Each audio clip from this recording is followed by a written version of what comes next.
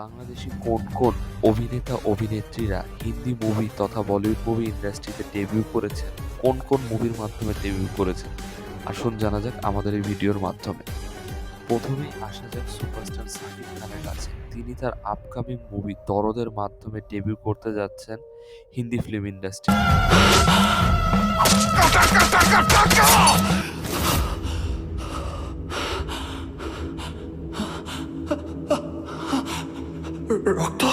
দরদ মুভিতে সাকিব খানের অপোজিটে থাকতে চলেছেন সুরেলি চৌহান, যিনি এর পূর্বে ইমরান হাসমিনের সাথে জান্নাতের মতো মুভি করেছেন। क्या है ना कि अभी जिंदगी में कोई क्वीन नहीं है, इसलिए पत्तों में भी नहीं आती। जिस दिन अभी लाइफ में आएगी ना, तो फिर देख।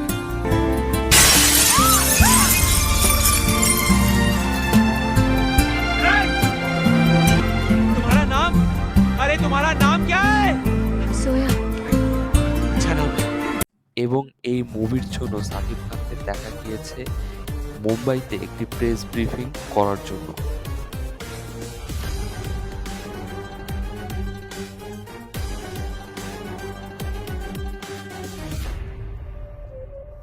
দরদের শুটিং অলরেডি শেষ, বিভিন্ন ভাষার পোস্টার অলরেডি রিলিজ করা হয়ে গেছে, যেহেতু এটি একটি প্যান ইন্ডিয়া মুভি হতে যাচ্ছে এবং এই মুভির প্রমোশন শুরু হতে যাচ্ছে আর কিছুদিনের মধ্যেই।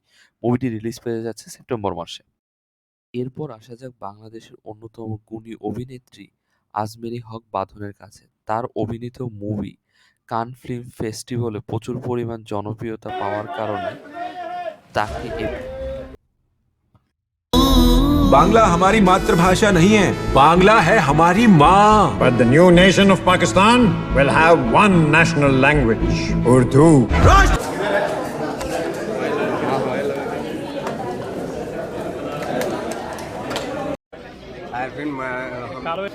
फिल्म मुजीब अभी हम देखने जाएंगे।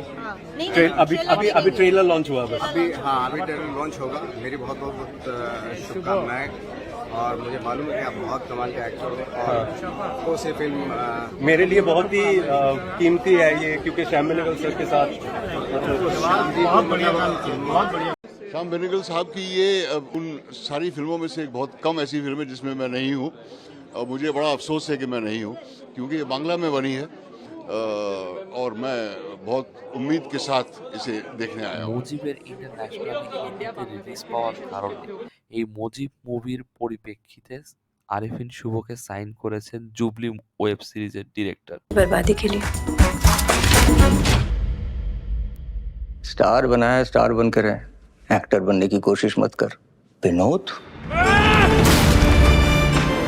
নিউজটি অফিসিয়ালি শেয়ার করেছেন আনন্দবাজার পত্রিকা এবং দ্য ডেইলি ইত্তেফাক পত্রিকা।